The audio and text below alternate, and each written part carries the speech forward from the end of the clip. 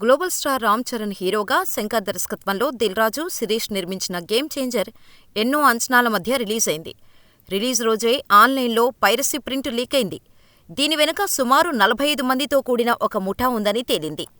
Game changer విడుదల ముందు నిర్మాతలతో పాటు చిత్ర బృందంలోని కీలక వ్యక్తులు కొందరికి సోషల్ మీడియా, అలాగే వాట్సాప్లలో బెదిరింపులు వచ్చాయి.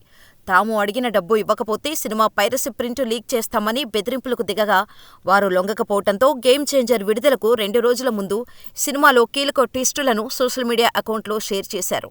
ఇక విడుదలైన తర్వాత హెచ్డీ ప్రింట్ లీక్ చేయడమే కాదు, టెలిగ్రామ్, సోషల్ మీడియాలో ఆడియన్స్ అందరికీ చేరేలా వైరల్ చేశారు.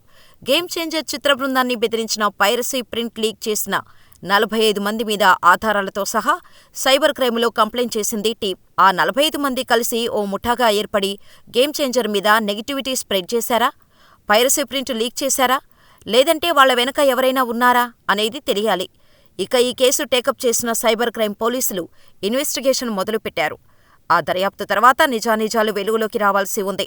సోషల్ మీడియా పేజీలలో ఒక పథకం ప్రకారం గేమ్ చేంజర్ మీద పలువురు నెగటివిటీ స్ప్రెడ్ చేశారని టీం భావిస్తోంది. సినిమా క్లిప్స్ షేర్ చేయడంతో పాటు కీలకమైన ట్విస్టులు రివీల్ అయ్యేలా చేసి ఆడియన్స్ సినిమాను ఎంజాయ్ చేయకుండా చేశారని అంటున్నారు. ఇక ఇప్పటికే సదరు పేజీల మీద కూడా కంప్లైంట్ నమోదు చేశారు. త్వరలో ఆ సోషల్ మీడియా పేజీల మీద కూడా చర్యలు తీసుకోనున్నట్టు చెబుతున్నారు.